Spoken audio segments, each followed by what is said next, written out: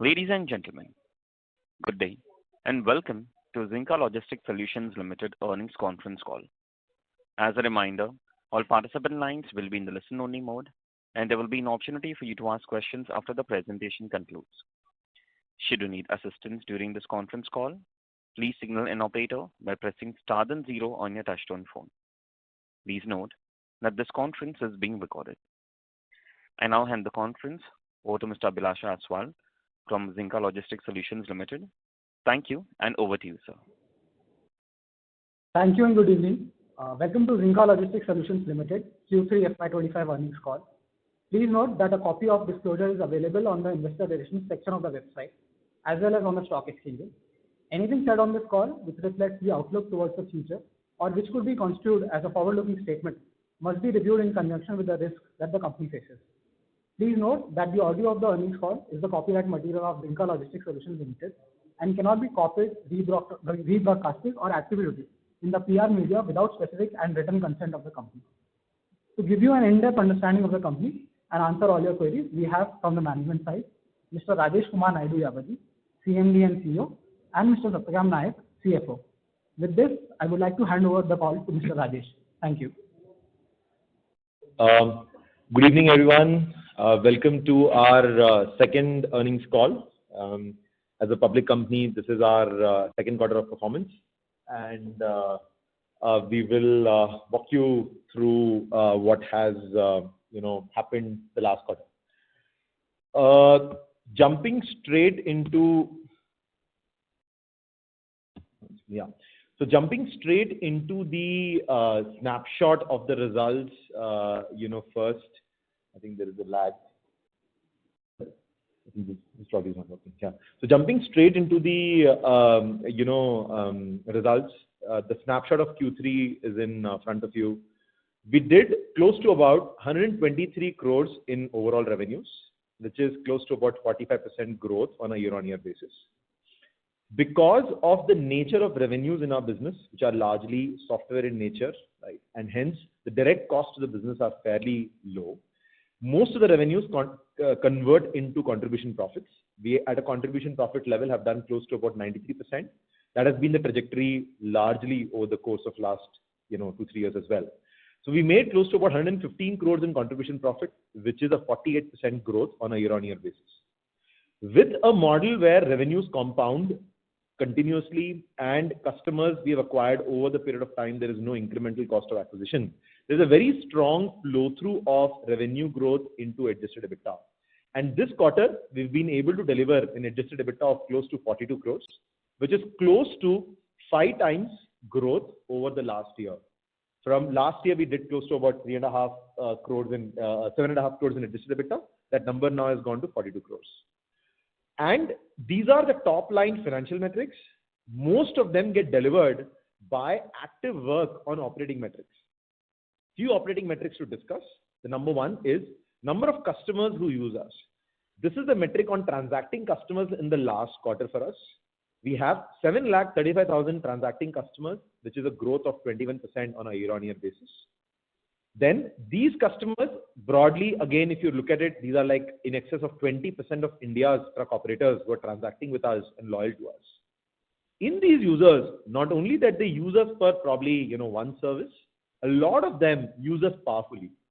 350,000 users, which is roughly half of the users of the transacting customers, are using greater than or equal to 2 services on the platform, which on an absolute basis is roughly a growth of close to about 30% on a year-on-year basis.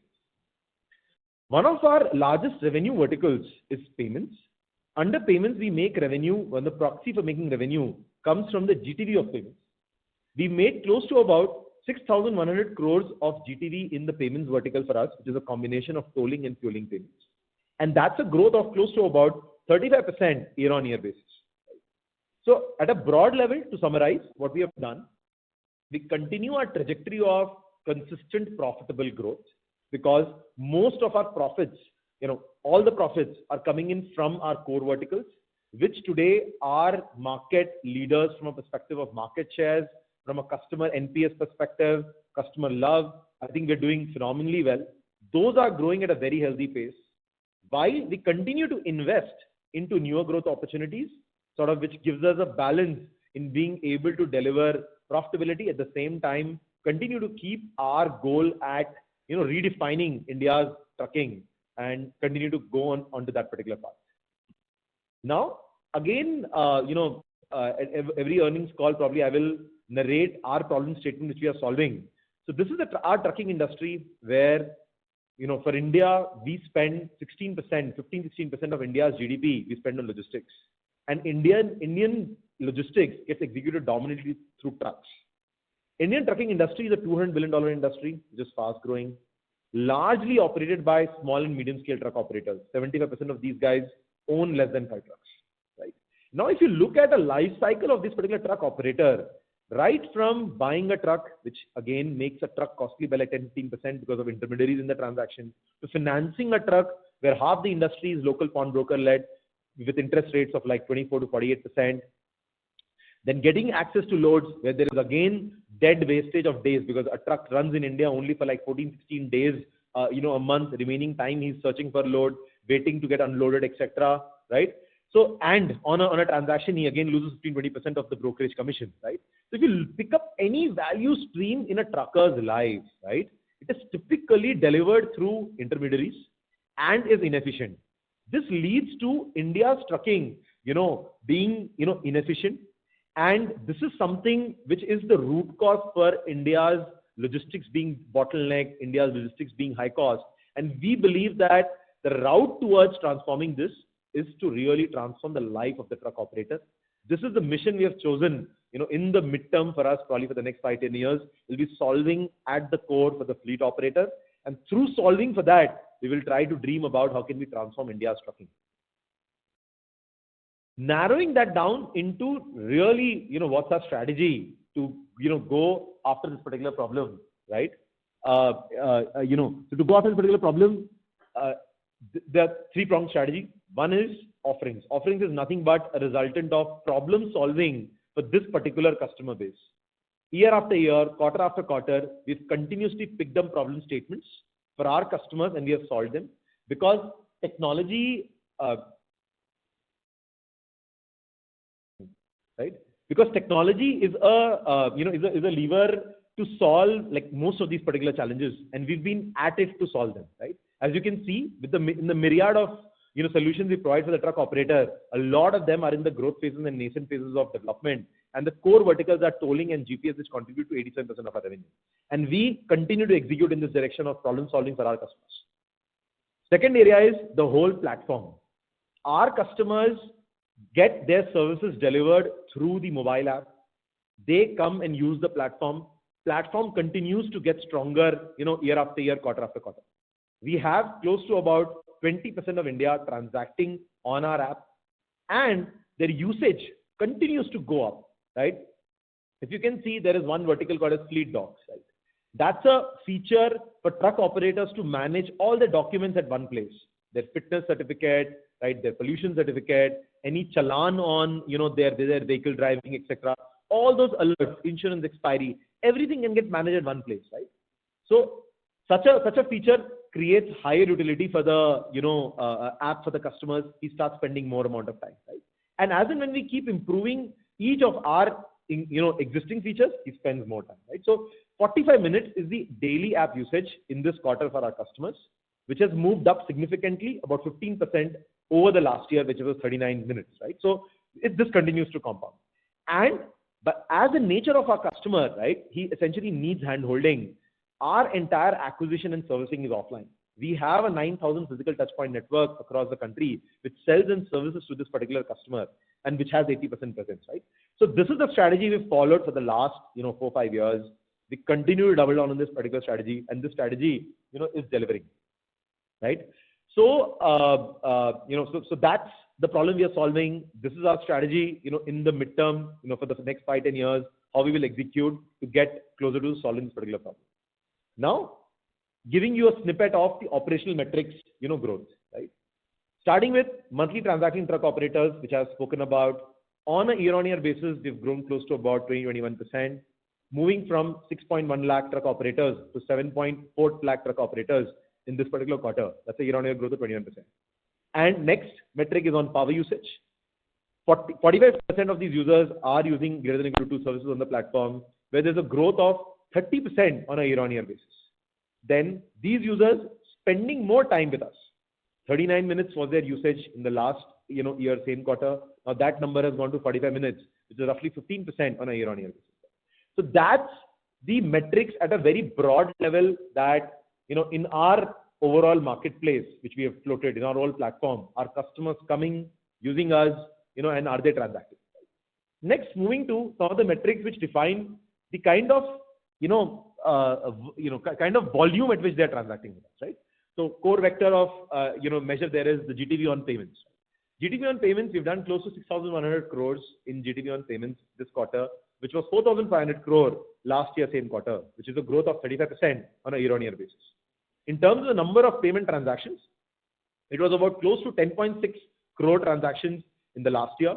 Now that number has moved to close to 14.5 crore transactions this year, just close to a 36% growth on a year-on-year basis.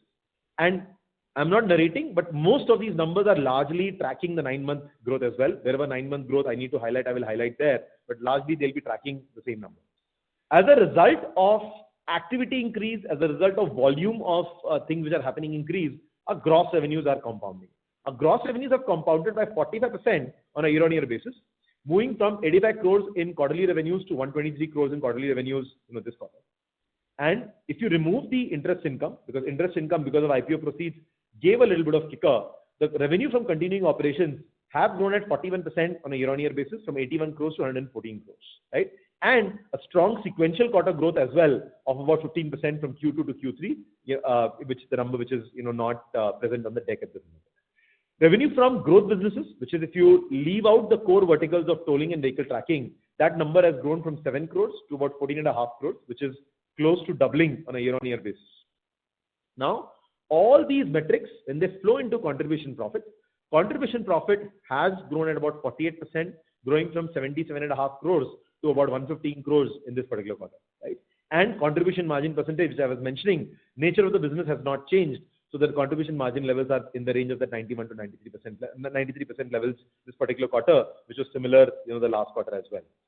And because of all of this happening and the quality of revenues, adjusted EBITDA has grown much more stronger than all of this because of operating leverage at play.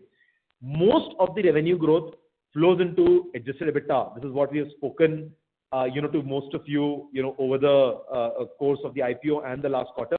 So you can see we've delivered an adjusted EBITDA of 42 crores this quarter, which is a growth of close to 5 times from the previous year quarter where we did 7.5 crores, right? So, and if you even remove the interest income, this is a line item we are introducing for the first time. Most of the metrics we've continued reported at the older adjusted EBITDA. Over the course of 2 to 3 quarters, we'll move everything to adjusted EBITDA, excluding other income, because that is the right metric to measure. There, from a 3.4 crore last year, we have grown to 33 crores this year, which is again a growth of roughly about close to 10 times, over the last year. So overall, as you can see, a very balanced growth from an overall revenue perspective, very strong growth on profitability because of operating leverage at play and the nature of the business is playing out, and continuous, aggression on the new initiatives, as I will outlay as we move forward. So summarizing the key highlights from the numbers we have seen, right? The first part I will comment on the core businesses of the company, right? We've continued to maintain strong growth momentum on the overall, business, growing at 45% from a quarter-on-quarter basis, and 9 months 50%. What is important to track is that the core businesses continue to compound 35% this quarter growth, 43% 9 months growth. In the discussions with most of you, you've seen that even in the DRHP, the first, one of the biggest risks disclosed in our revenue is the FASTag program management fee, which is linked to government policies. Right? And roughly about between 30 to 35% of our revenues come from such a line item, right? And what is important to note is that in the past, government had given minimal visibility into how this particular program management fee is going to track into the future.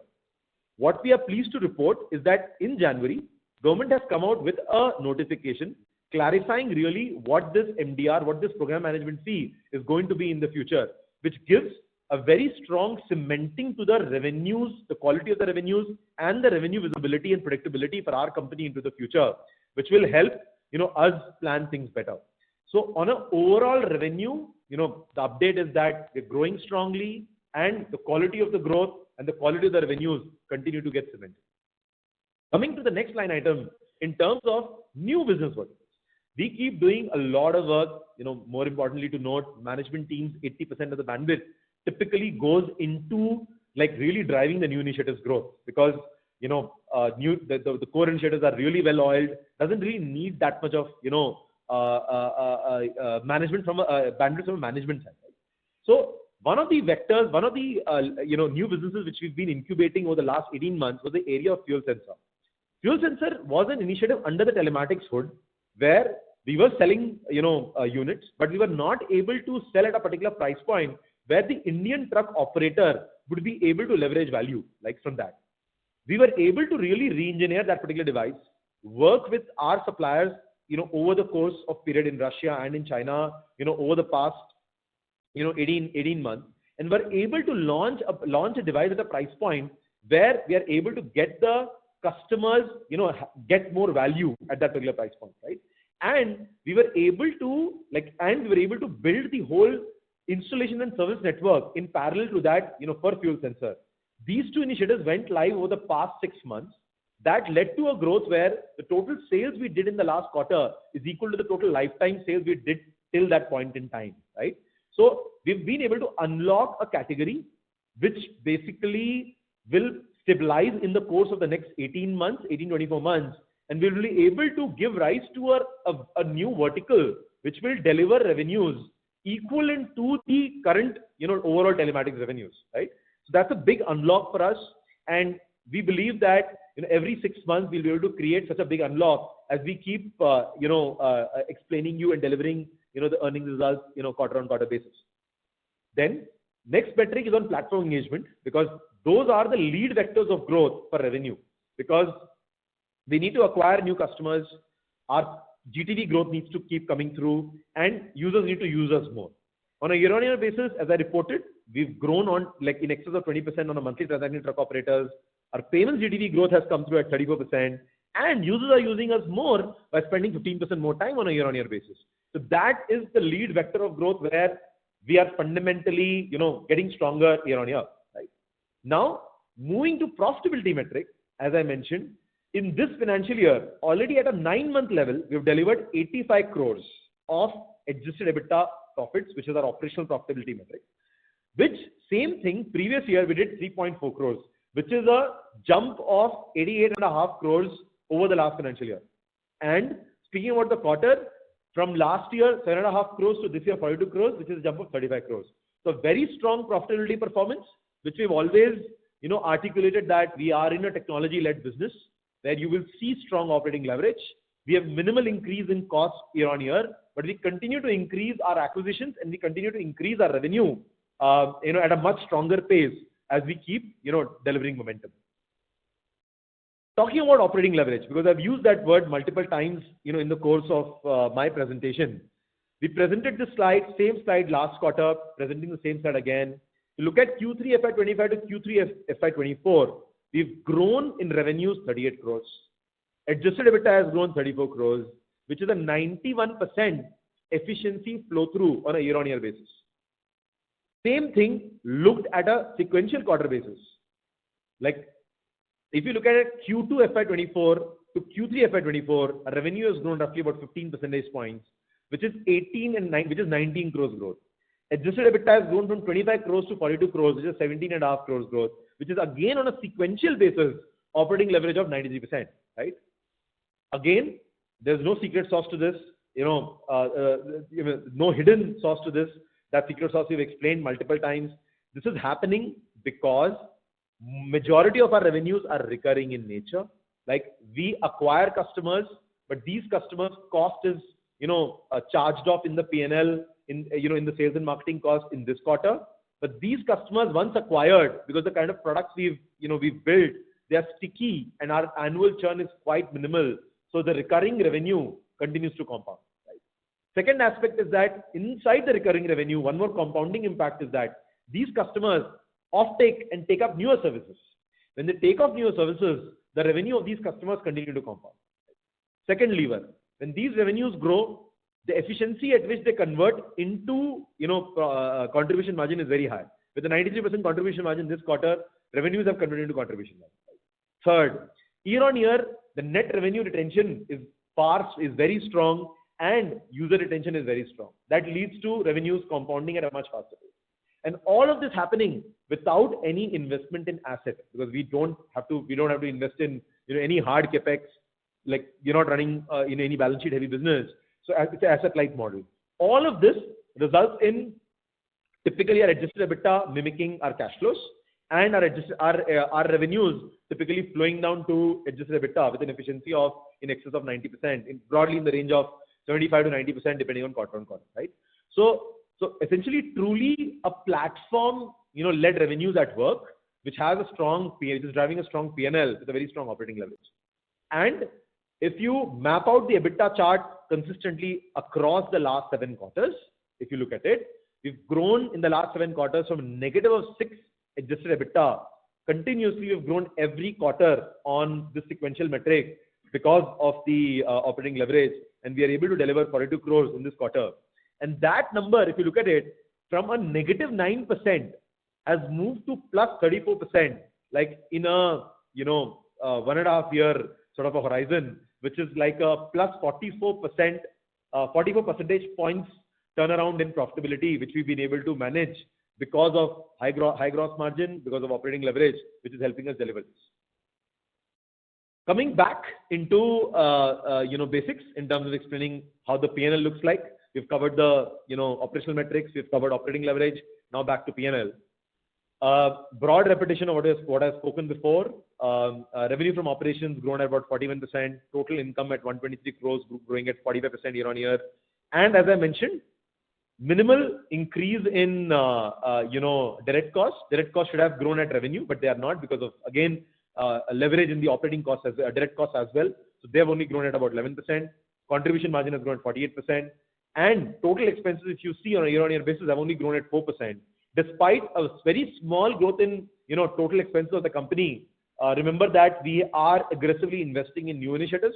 We are aggressively and increasingly acquiring more customers on a quarter level in each of our business verticals, which led to our adjusted EBITDA coming to about 42 crores, which over last year has grown about close to 5 times from 7.5 crores. And from adjusted EBITDA, if we remove the other income, 42 crores becomes 33 crores compared to 3 crores, 3.5 crores last year, which is close to about 10 times growth over the last year. Now talking about much more stringent metric, which is PAT.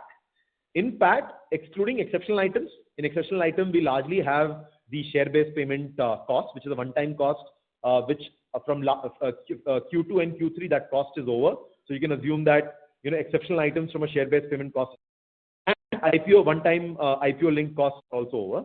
So if you remove those two costs, PAT of the company this quarter is 30 crores compared to negative 6.5 crores last quarter. At a PAT level also, you can see a turnaround of close to about 37 crores of profitability turnaround from a year-on-year basis. And overall PAT, obviously negative because share-based payments is impacting this and one-time IPO cost is impacting this. But with facts on the table and with the facts which are known to us at this point in time, with sufficient confidence, we can probably give you a bit of guidance that we will probably not be having these exceptional items in the coming quarters. Probably in the immediate quarter, we can expect none of these exceptional items to be repeating in the continued operations. So you may be seeing very fast PAT excluding exceptional item and discontinued operations mimic the PAT at a overall level. Giving you a walkthrough of PAT to adjusted EBITDA, broadly, simple. From PAT of negative 48 crores this quarter, exceptional items is the biggest number of 78 crores. Then your depreciation amortization is roughly about 8 crores. Your ESOP cost is roughly about 3 crores. Which gives you the adjusted EBITDA number of 42 crores, and other income of 8.98 crores makes the adjusted EBITDA other income to 33 crores, right? So that's broadly what we have, and would love to open the floor for questions. Thank you very much. We will now begin with the question and answer session. Anyone who wishes to ask a question may press star and one on their touchtone telephone. If you wish to remove yourself from the question queue, you may press star and two. Participants are requested to use handsets while asking a question. Ladies and gentlemen, we will wait for a moment while the question queue assembles. Participants, you may press star and one to ask a question. The first question is from the line of Sachin Dixit from JM Financial. Please go ahead.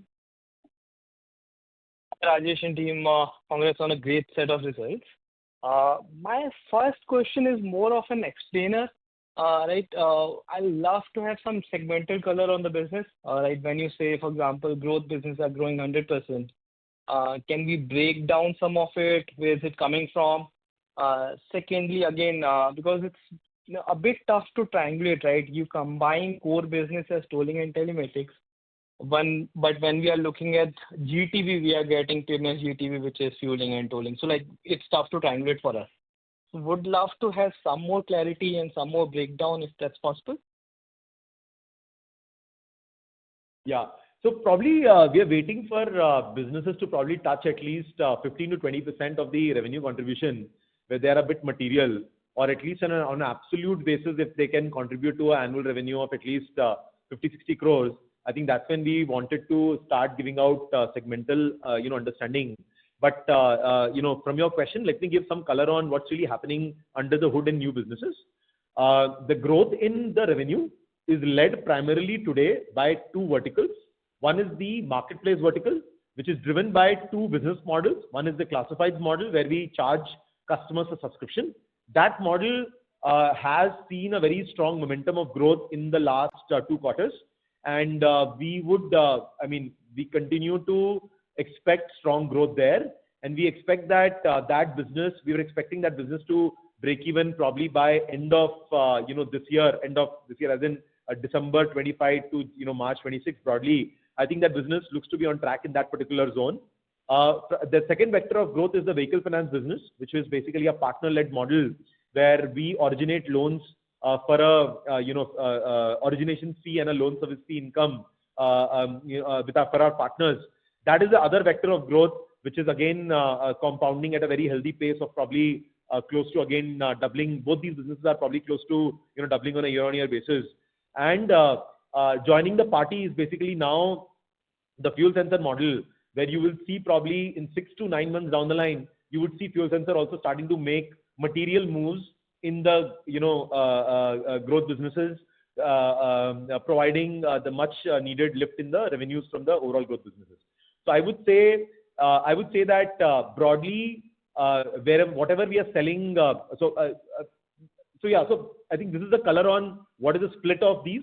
So today, materially, marketplace, the loads marketplace business and the vehicle finance business are contributing to majority of this particular uptick. But as we move forward in the next couple of quarters, fuel sensor will also start contributing.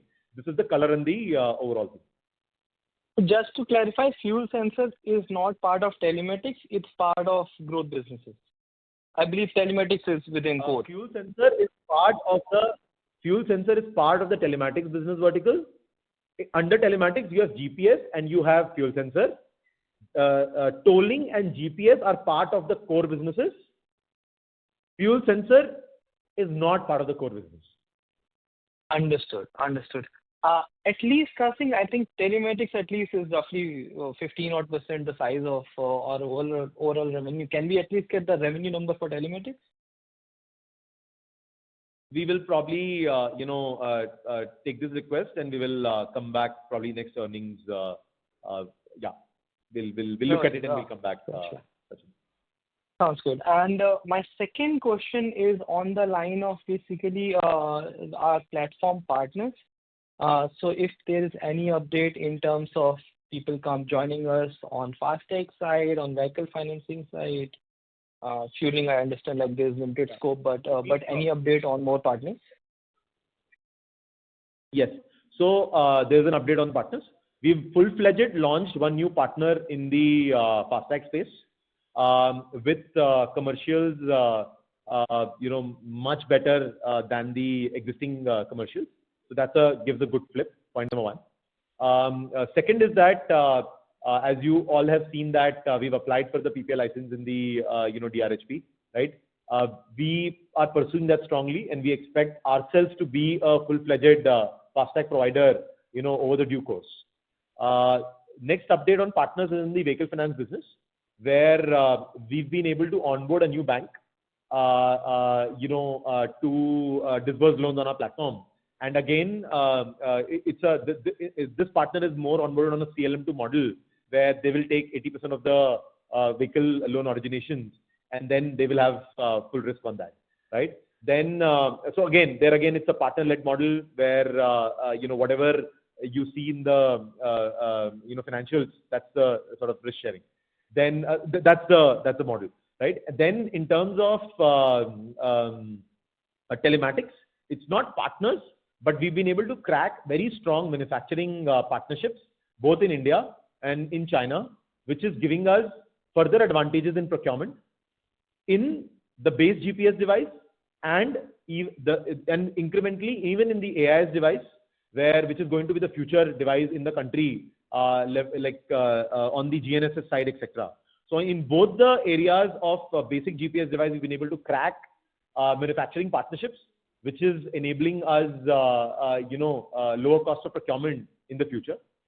Then, obviously, as I was mentioning, in the fuel sensor, we were able to again crack a better quality product at a much better price with newer manufacturing partnerships, which is again helping us, drive growth.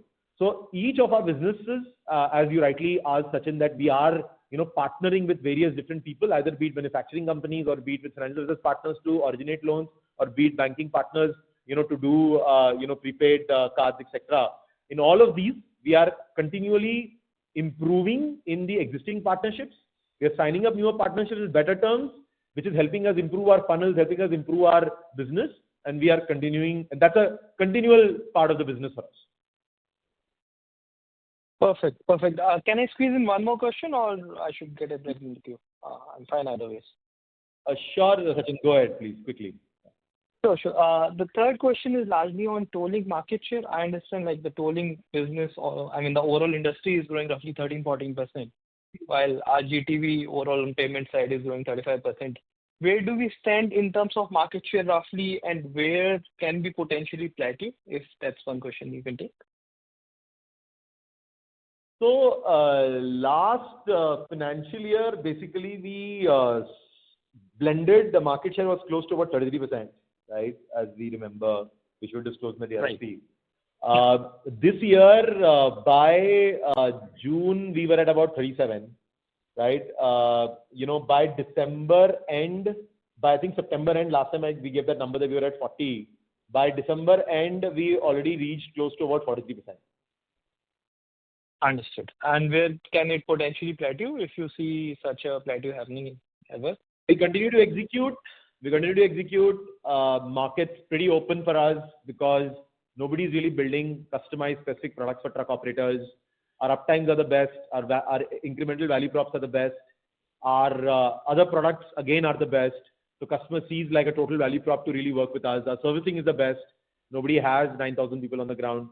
So, so we will continue to execute, and I think whatever we're seeing in the hindsight, I think we will probably at least keep doing that for the next couple of years. Sounds good. Thanks so much, and all the best. Thank you very much. A request to all the participants, kindly restrict to 2 questions per participant and join the queue for a follow-up question. Next question is from the line of Gaurav Rateria from Morgan Stanley. Please go ahead. Hey, hi. Congrats on good execution. I have actually 4 questions. Feel free to dodge it if you think it's too much. I'll get back in the queue. So my first question is on program management fee update, the regulatory update. How frequently that update comes? Is there a annual revision that happens, or is it ad hoc, like it can happen in 2 years, it can happen in 4 years? The second is, what is the implication of getting a PPI that you have applied for? You kind of, covered by regulatory guidelines, which you are currently not. And Also, from a unit economics perspective, you have the potential to get the entire unit economics rather than sharing it with a partner right now. The third question is on the fuel sensor. What's the starting price point right now versus alternate options available in the market, which is making you completely disruptive in this market and you can kind of penetrate much deeper? And lastly, why should the employee cost, even X of ESOP, fall on a sequential basis when you're growing the business so healthily? Shouldn't the employee cost also grow, of course, at a slower rate than revenue, but why should it fall in absolute terms? Thank you.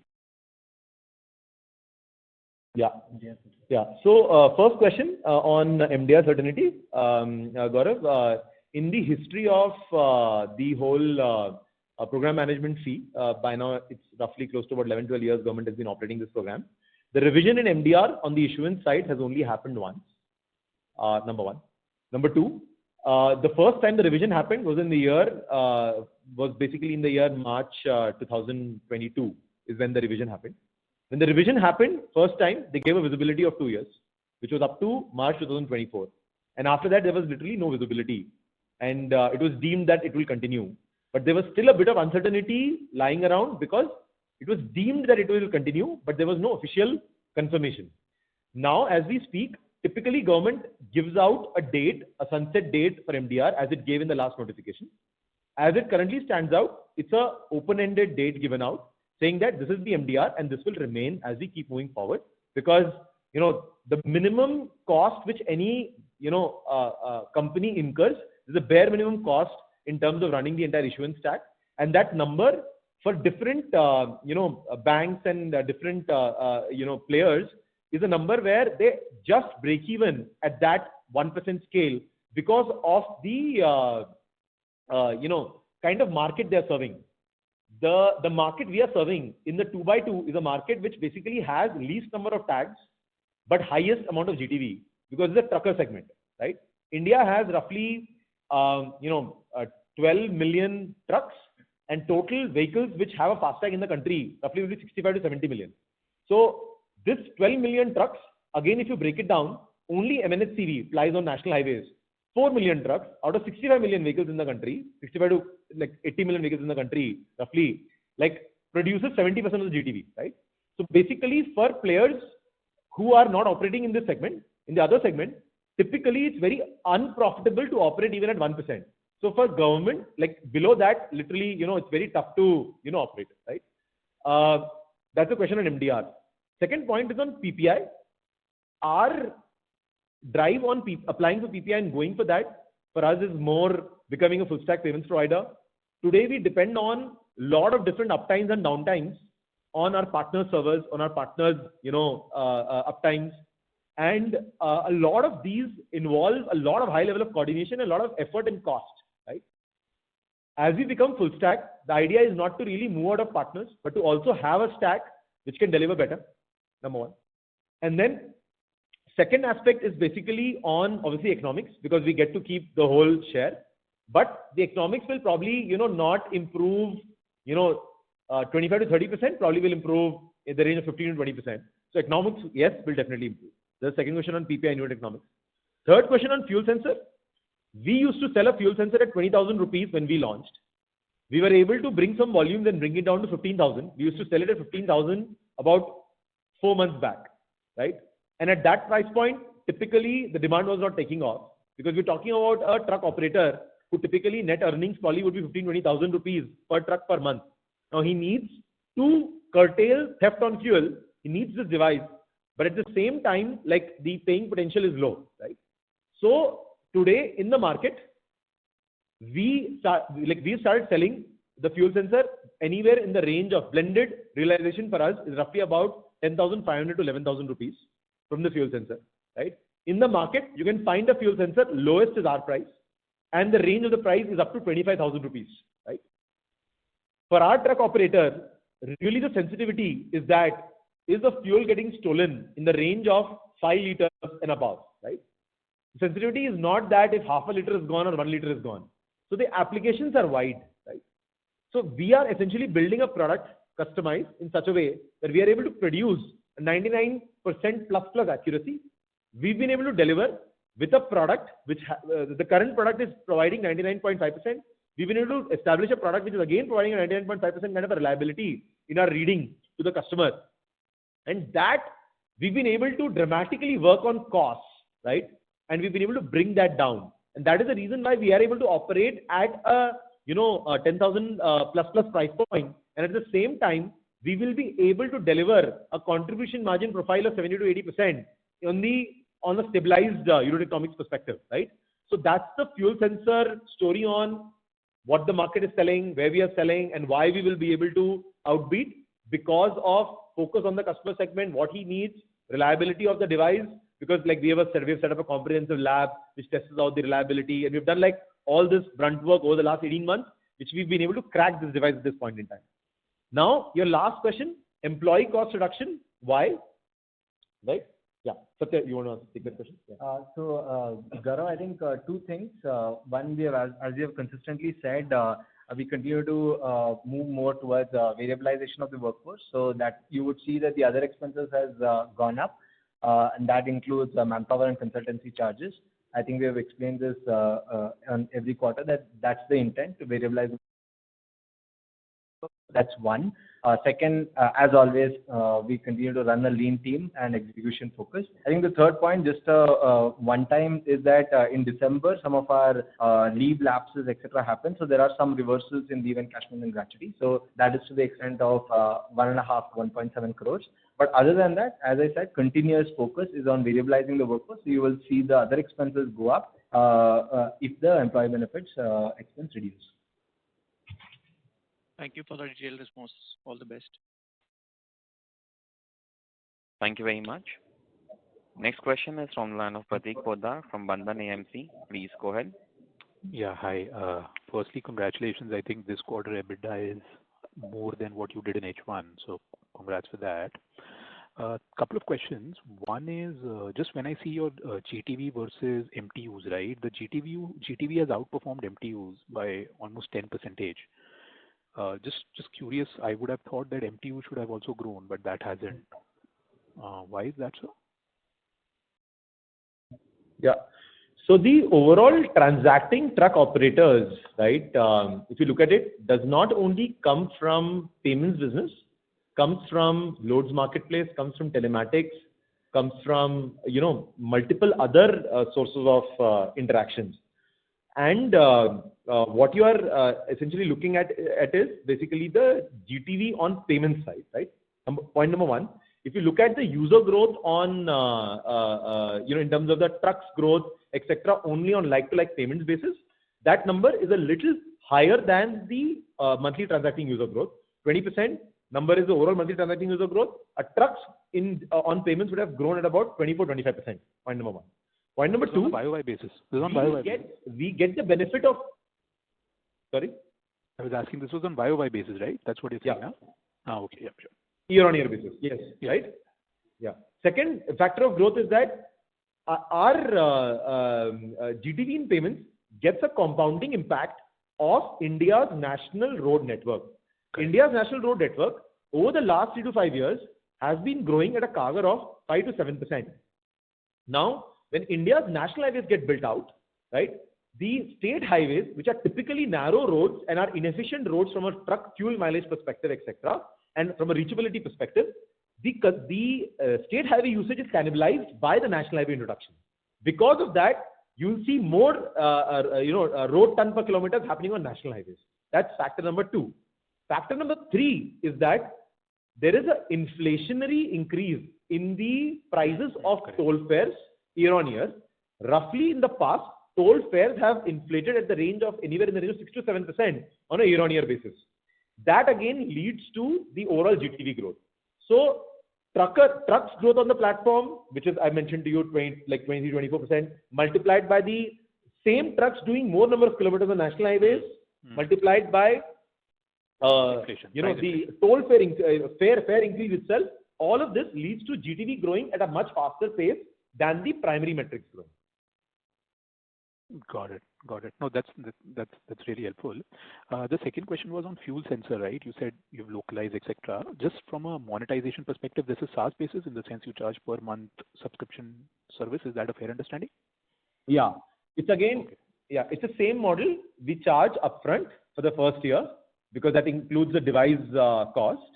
And after that, it's annual recurring subscription, which again comes for renewal and it keeps, it's an annuity income again. Nature of revenue again will be similar as the GPS revenue. Got it.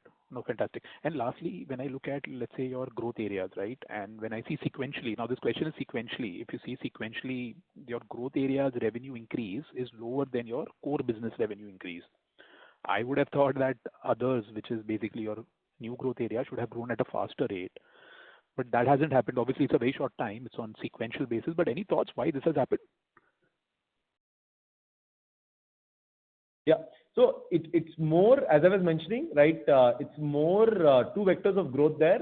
The AUM of lending, AUM of the the loans we are disbursing in the financial services vertical, and the marketplace growth. Marketplace growth has continued to grow very strong, right? The entire, from a financial services perspective, as you are aware, our partners have been cautious in the past 2 quarters. That's led to a little bit of dampening in the growth over there. But other than that, there is no other challenge. You would see that growth coming through in the subsequent quarters. Got it. Because Q4 is generally quite strong, right, from a disbursal perspective, etc., and even from an overall movement perspective. So Q4 we'll see the growth coming back. Is Yeah, that but what this you're time, because you've onboarded one yeah, more but new this partner, time right? it That is not. itself should be. No, I was Yes. saying But this time that second quarter growth, as you rightly said, can you hear me, Pratik? Sorry. yeah, loud and clear, boss. Sorry, can you complete your question, please? I couldn't hear you. No, I was saying, please go ahead. Yeah. So I was saying the Q2 for us in terms of disbursements did not see a strong uptick because of measured approach by the partners, right? As we see into this quarter, that measured approach slowly is, going away. So we expect to see better disbursements, but yes, Q3 was definitely measured by our partners. And sorry, my follow-up was, see, if you have added one new partner, he'll get his own demand, right? So from that perspective, is that a fair understanding? Because the new partner is a bank, etc. That's a fair understanding. Yeah, that's a fair understanding. But Pratik, every partner starts off very cautious. So every partner typically has a strong, a good long incubation time, because it's not like if it's a payments business, you can take off very fast because payments mein you flow through pe income banta hai, there is no chance of fraud, etc. Right? So now when a bank is onboarded, which is basically very cautious about credit quality and all of that, right? So they typically, start off slow, start off with only few areas, right? Start off with only like the, better quality files, gain trust, over a period of time.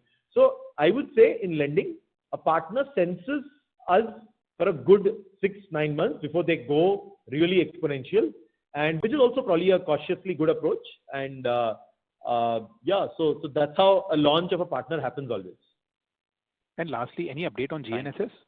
Pratik, sorry to interrupt you. Yeah, that's okay. Fine. Come back That's for a fair. follow-up. Yeah, fair. Thank you very much. A request to all the participants, kindly restrict to 2 questions per participant. Next question is from the line of Devendra Wadhwa from Value Prolific. Please go ahead. Sir, thank you for the opportunity. I wanted to ask that your new segment,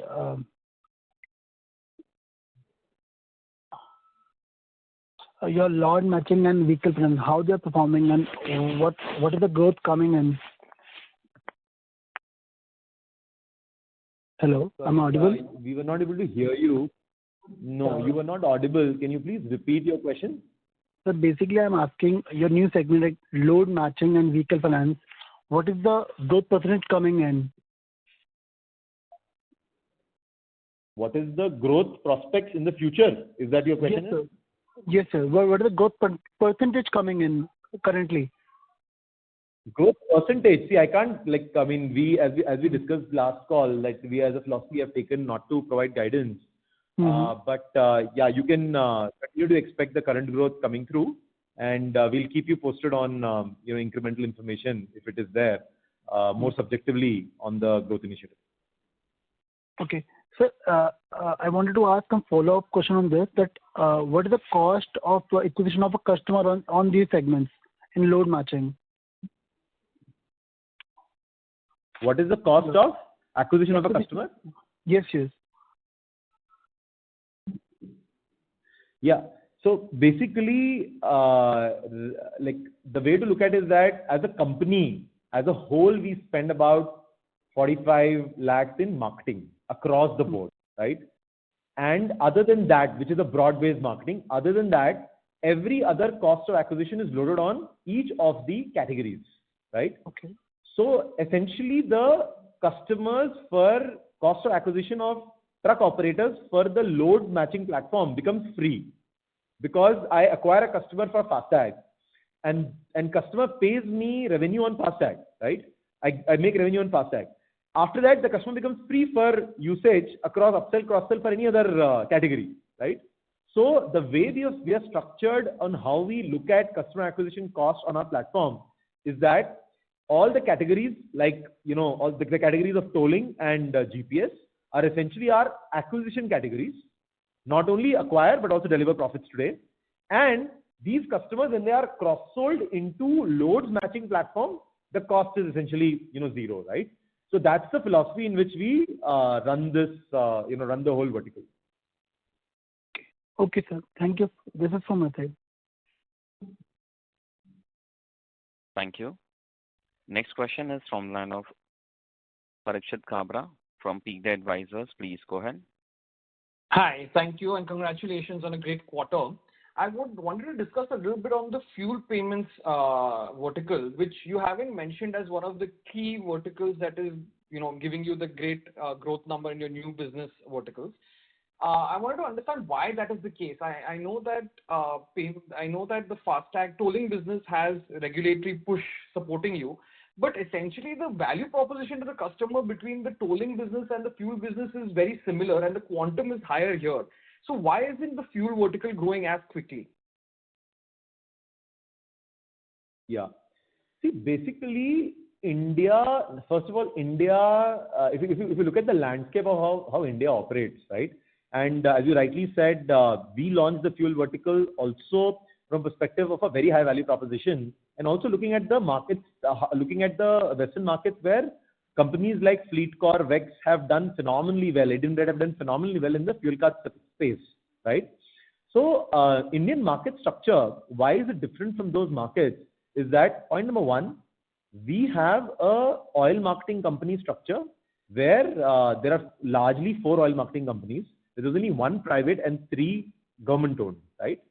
So the real intensity to fight, for customers in terms of loyalty, etc., isn't that high. That's point number one. Point number two is that customers receive good amount of money in hand in cash. So they continue to still transact fuel in cash, right? So these are 2 big headwinds which basically create create issues in customer stickiness, right? So if you look at our fuel vertical, we make money in that fuel vertical. It's a good vertical. It provides ample value proposition for a customer to, really solve his problems. A digital savvy customer uses very powerfully, the fuel card program, and becomes very sticky. And this drives humongous loyalty for our oil marketing partners as well, because they partner with us so that their customers can be loyal through us with them, right? So we've like obviously worked on this vertical continuously. What we've been able to come to terms with is that because of the nature of the customer we are talking about, and because of the market structure what India has, we have been able to comfortably position a growth rate of 20-25% year on year in that vertical, and we are growing in that manner, and and that's a growth rate which we are expecting, and that's coming through. Until and unless we crack a dramatically different value proposition, which we are again obviously experimenting at this point in time, right? Which really moves the market to adopt this offering very fast, right? So at the moment, I will say that this business will grow with the modernization tailwinds of this industry. How aware a customer becomes, how digital a customer wants to transact, how much really they want to really save money and handle their business in a much more professional way, right? Probably the run rate of growth will get limited to this, and until and unless we unlock something which we continuously are trying to, right? until and unless something we are able to massively unlock or a government tailwind provides us that particular opportunity. Got it. All right. And my second question is from the perspective of the other expenses and the manpower costs within other expenses.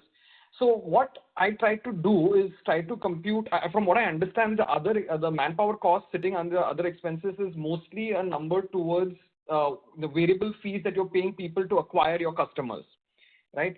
So what I did was also we have been told that you have a churn of about 15%.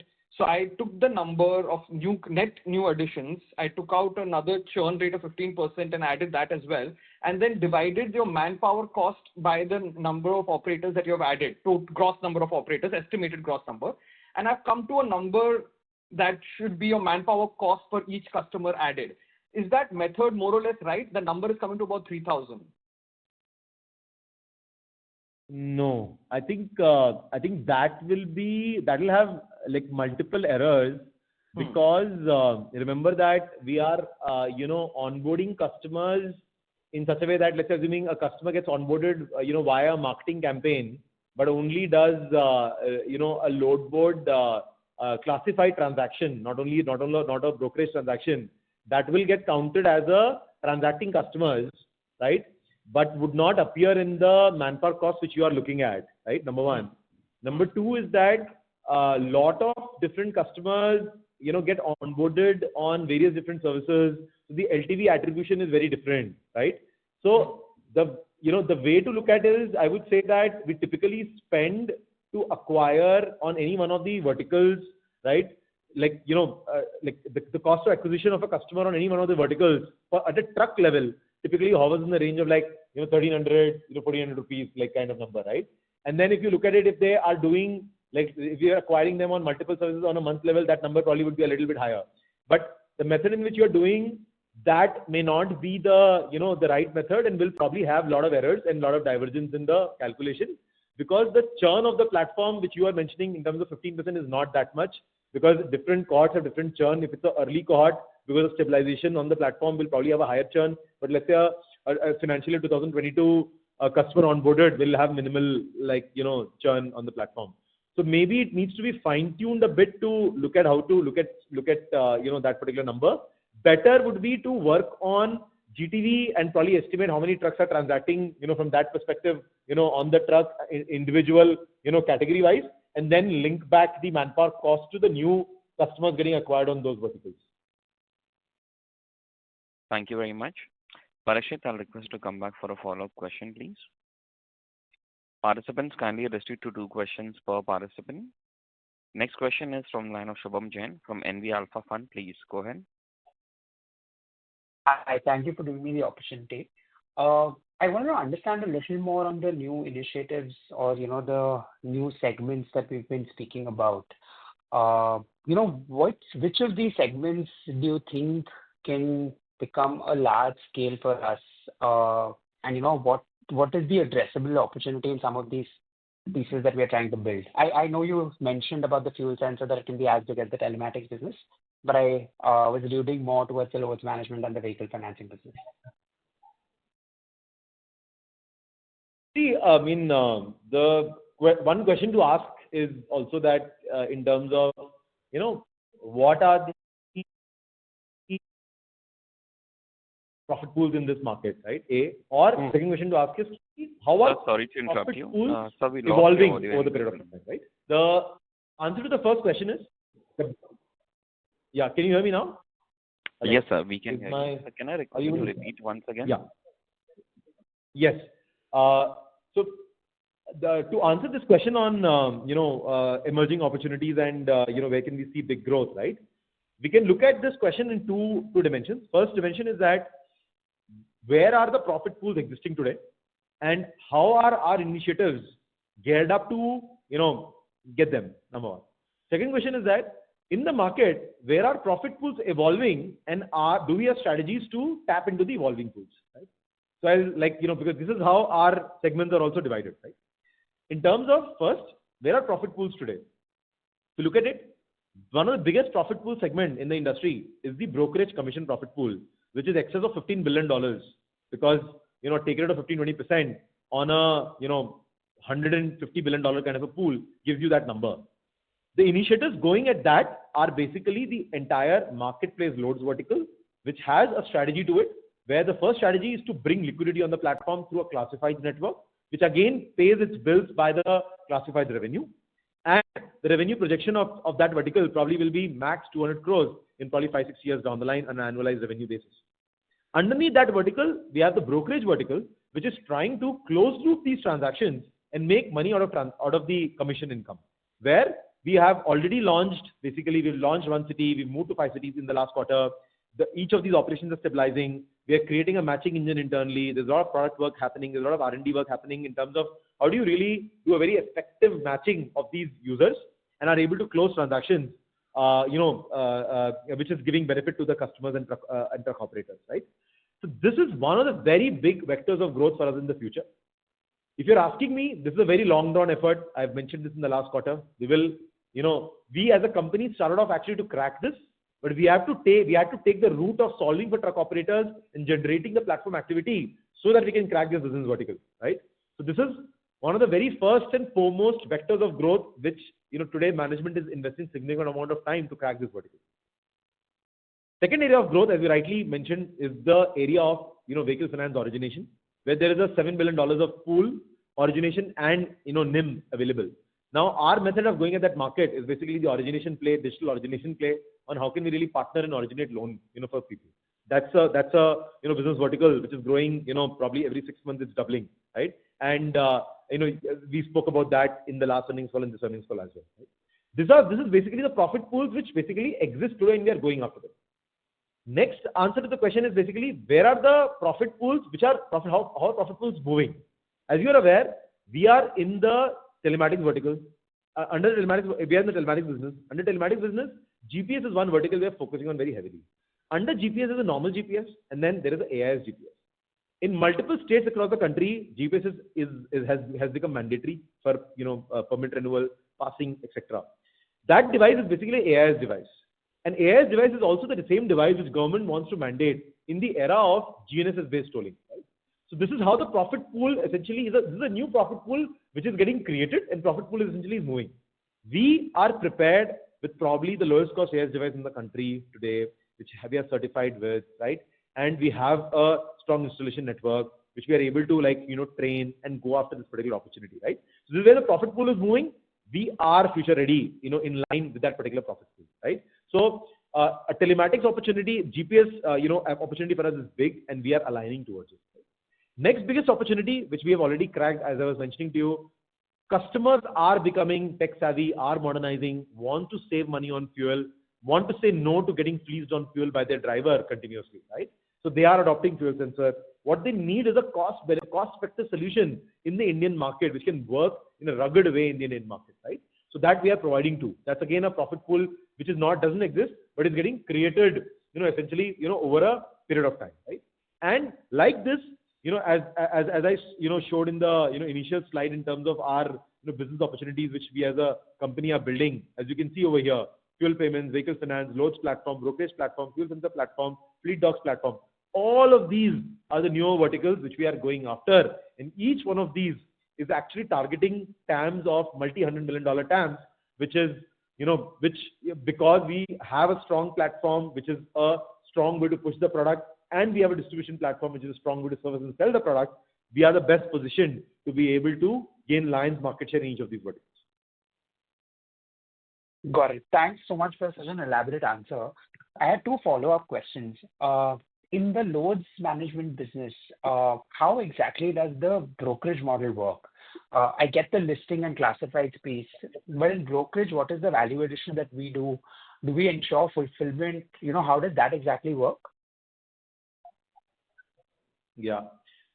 When you look at a marketplace transaction, in typically in any marketplace transaction, you enable discovery and matchmaking. That's one clear area where customer is trying to get a truck. If he doesn't get a truck, his dhanda doesn't happen that day. A trucker is trying to fill his load, fill his truck capacity, because if he idles, he loses on an average 3,000 rupees a day, right? So discovery matchmaking is the biggest value prop, which we are providing in the classifieds as well. But when we launch brokerage, we are doing this in a much more concerted way, right? Once the discovery matchmaking happens, second area is the area of pricing, right? You price a transaction. You make both the parties agree on one particular pricing and say that this particular price pe transaction aage badhega, right? Now in classifieds, we don't price a transaction. In brokerage, we price a transaction, right? After pricing a transaction, the transaction moves into the area of fulfillment. Fulfillment essentially is that quality of the truck, validation of the truck operator, validation of the driver, truck reaching the loading point, it getting loaded, in transit performance, right? Truck reaching, truck unloading the goods in the right condition. Fulfillment experience, we don't provide in the classified. In brokerage model, we take care of the fulfillment experience because we have onboarded this trucker. We know which village this guy lives. We have validated. We know this trucker much better than anyone else. We know this driver much better than anyone else. We do all host of validations before we assign a truck to a particular shipper, right? So that's one of the biggest value proposition in this. Next, after you do fulfill a transaction, you create customer experience, you coordinate payments. Payments flow through us. In the classified transactions, we don't do payments. In the brokerage transactions, payments flow through us. Trucker gets a guaranteed payment. We become the face. One of the biggest problems for truckers in this market is that they conduct a transaction, but the payment doesn't come, right? And that's a big problem on the classifieds platform, which we solve for trust through ratings and reviews. But India mein ratings and reviews is not enough. It's important that can somebody come in between and he solves for the trust in the transaction. So in a brokerage transaction, it's black buck load. They see the black. It's called on the platform. It's called black buck super loads, right? So loads where we are the broker, we call those loads as super loads. On a super load, he gets the payment guarantee on the platform. We are responsible for the money to flow through because we have validated the shipper on the other side. We have gone to him. We've seen where the shipper lives. We've done the KYC. We do few orders. We sense check whether this guy pays effectively the trucker properly or not, right? That's the payments, part of the whole transaction, right?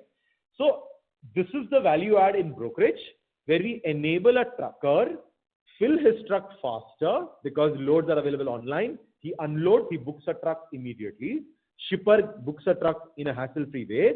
Both of them have a hassle-free experience on both payments because many times customer also pays and trucker runs away with the goods and the value of the freight as well.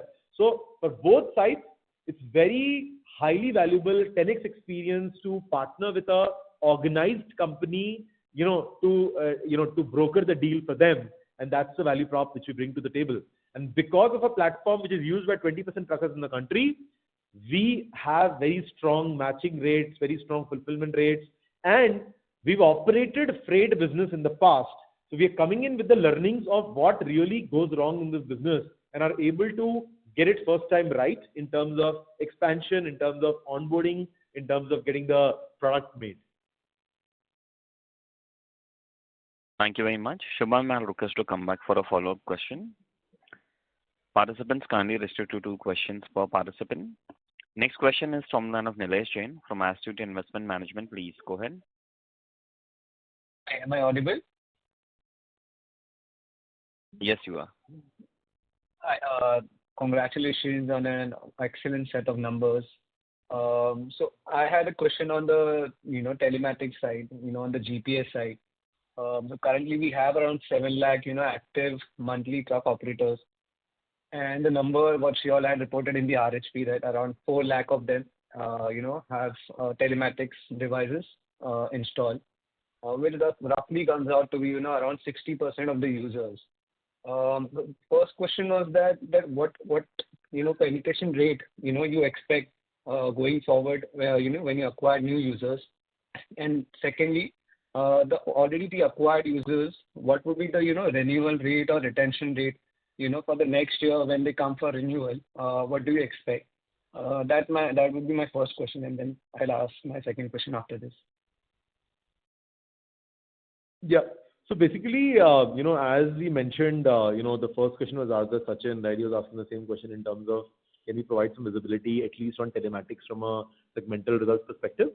I think at this point in time, what you can, infer is that broadly the growth is trending how it was trending before in terms of telematics devices. Broadly, we are in the same course. That's answer number 1 in terms of growth pattern. And just to correct for you, the number mentioned there was actually devices. So the number of users is actually lesser in count, because one trucker typically has 1.5, 1.6 active devices. So the number of users will be a little lesser. So you can find these details in the offer document. The second question which you asked along with it was basically the renewal rates.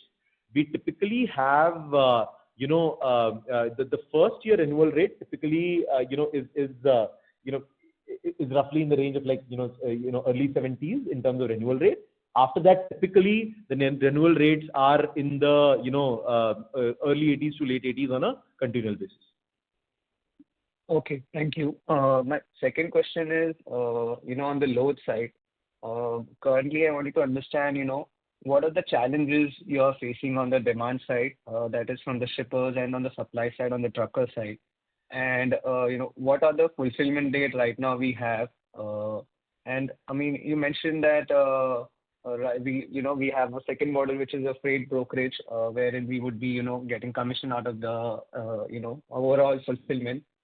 There's another model which FTA follows. I mean, obviously, it would be for a future thing, but I just wanted to get is it feasible for India, where FTA charges from the trucker side as well, for selected cities where there is great demand.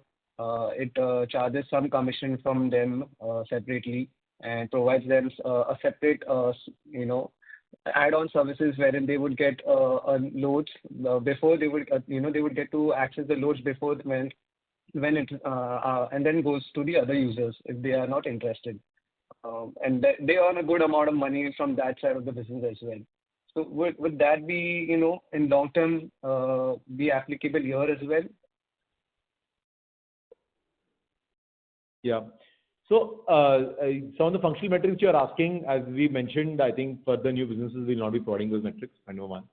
On the question which you have in terms of brokerage model, right? Yes, I think in FTA, as you are aware, they report the subscription revenue and the brokerage, the other line item which we were trying to talk about, right? The closed looping the transaction view, the marketplace commission view. So you can assume, because see, FTA operates in China, a very different demography of execution, because 85% of the truck operators are owner drivers. So the app location and the truck location is same, right? In our case, like 70, I would say, like large part of the market, 85% of the market is basically still like, truck operator dependent who employs a driver. So the truck operator location of the app and the truck location is different, right? So ability to really create the marketplace platform needed us to take this route. That's point number one. Point number two, equivalent of the revenue which you were mentioning, like that is our brokerage business for India, and expect to see incremental updates on that business in the subsequent quarters on our earnings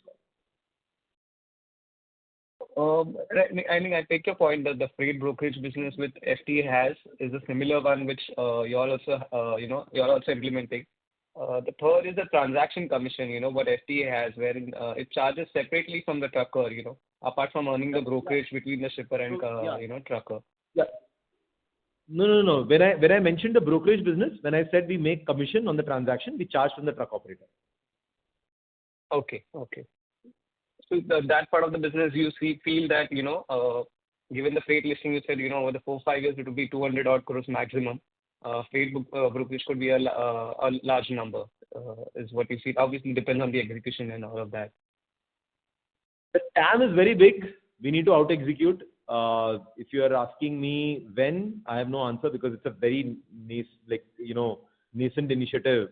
And if you're asking me whether we are putting all the impetus to really crack that and get that going, answer is yes. But by when and how much, I think we need to wait for at least 6 to 8 quarters to get some understanding in that business. So, thank you so much and all the best. Thank you very much. Next question is from the line of Prateek Poddar from Bandhan AMC. Please go ahead. Yeah, hi. Thanks for taking my question again. Just on GNSS, any update?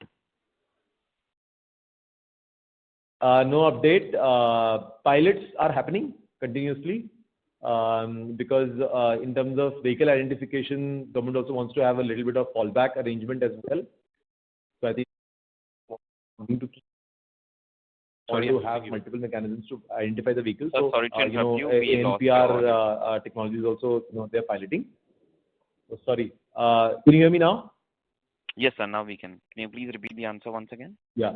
So on GNSS-based tolling, no like really incremental updates.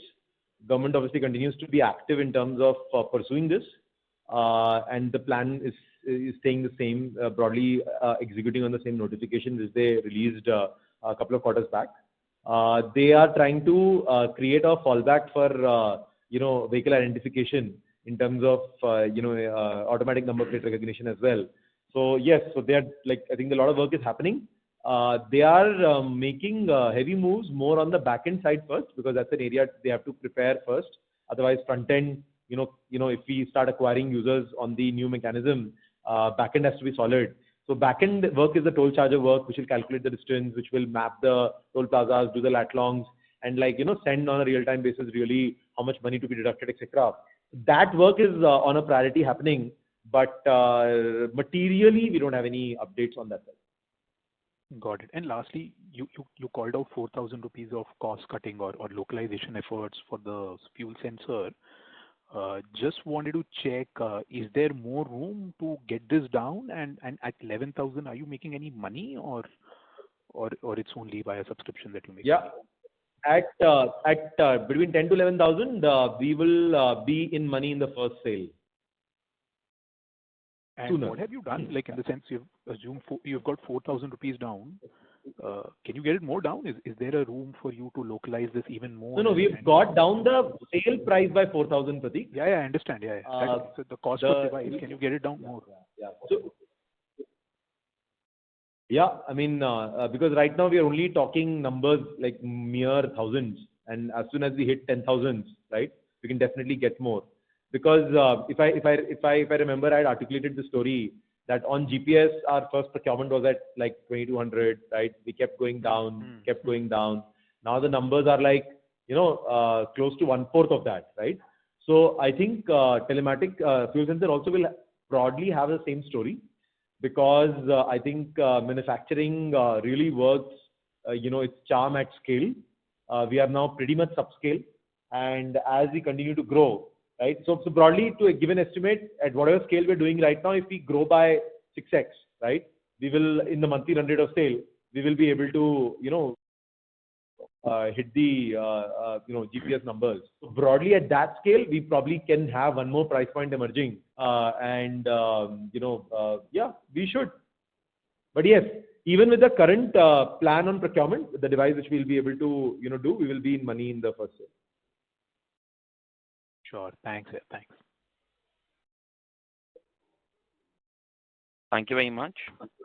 Ladies and gentlemen, we'll take that as a last question. I'll now hand the conference over to Mr. Rajesh Yapaji for closing comments. Yeah, I think, thank you everyone for joining and, listening in and asking very good questions. I think last quarter, again to repeat, I think it was a good result. More importantly, the whole core is being cemented with more certainty in revenues in terms of the fast-track MDR, in terms of new initiatives going live, right? And in terms of operating leverage really getting showcased in a magnified way. And by being able to deliver 9 months, 85 crores, I think it's a good start to this whole financial year. And, touch wood, we just expect that we continue to execute on the same lines. And if nothing materially changes in the external environment, we should be able to continue to execute in these lines, into the coming years as well. Because majority of our businesses, which today provide majority of the profits and majority of the revenues, are largely, India-centric growth execution. Because India is growing, truckers are growing. We build products very special, customized for them. We've built servicing networks very customized for them. So I think whatever we're doing, I think should continue to happen as we keep executing into the next quarters. Thank you so much. And as we promised last quarter, we will not really be doing the earnings call in a haphazard way, because last time we gave you probably 5-10 minutes before the earnings call, we uploaded the results. This time, I hope you guys had good time to go through it and ask questions. So we are improving our internal cadence in all of this. We are new to this, but I think in few quarters, we should have the similar discipline which you guys experience with your other public market company portfolios. And, we will get there with the discipline and rigor what is needed to operate a public company. We're learning and we're in the journey.